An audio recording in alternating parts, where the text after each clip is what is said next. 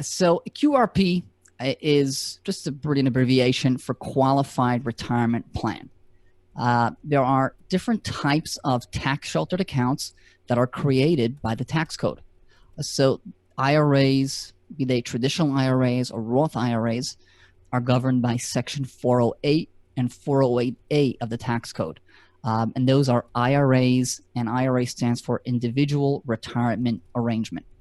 Those are accounts for individuals, individual accounts. And even if you've got a SEP IRA, again, it's always coming back to individual retirement arrangement, even if there's some sort of business involved in creating the account.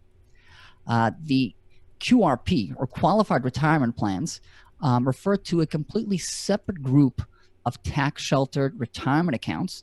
Most of them are governed by Section 401 of the tax code. And that's why we've got this really creatively named 401k plan. It just takes its 401, Section 401, paragraph K, subsection K of the tax code that talks about 401k plans. The technical term is a CODA, a cash or deferred arrangement. So qualified retirement plans for Section 401, IRAs, Section 408. Now, qualified retirement plans do have many advantages over IRAs, but they are generally far more complex than IRAs. So they've got benefits, they've got increased investment strategy, they've got enhanced tax strategy, but they've got a whole lot more compliance work out there. But QRPs encompass defined benefit plans, defined contribution plans, profit sharing plans, cash balance plan. From a purely technical perspective, there's a whole array of plan structures and plan designs that fall under that rubric.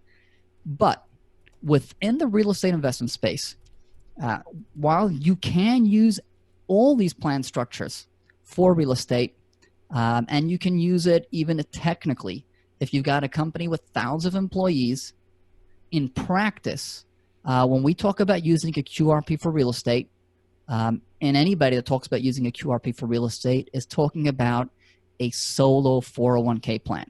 Now, solo 401k is not anywhere in the tax code. You can read Section 401, the tax code, the regulations, the case law. There will never be a mention of solo 401k. It's not a technical tax term.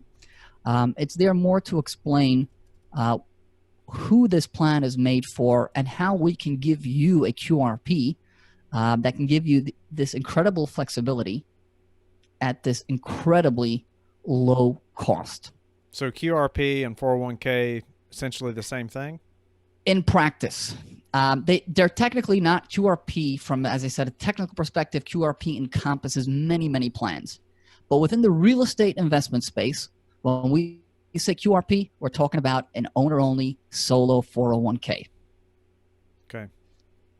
And the reason for that is within the labor code and regulations, and that's Section 29 of the U.S. code, right? So the Internal Revenue Code or the tax code, that's Chapter 26. Labor law, ERISA, that's in Chapter 29, if we really want to get technical. So exempts solo 401k plans from almost all the burdens of ERISA. ERISA is the Employee Retirement and Safety Act.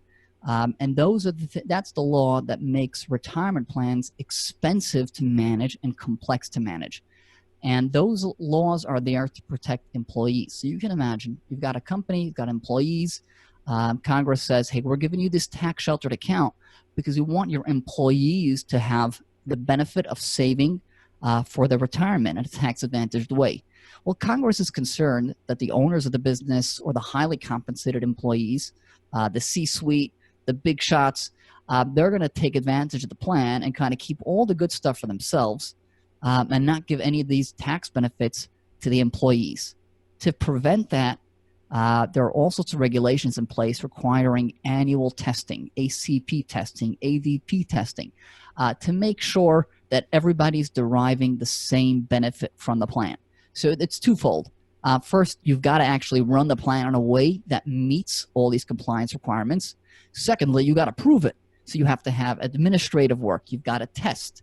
If the plan, if it turns out you fail the annual test, then you've got to adjust.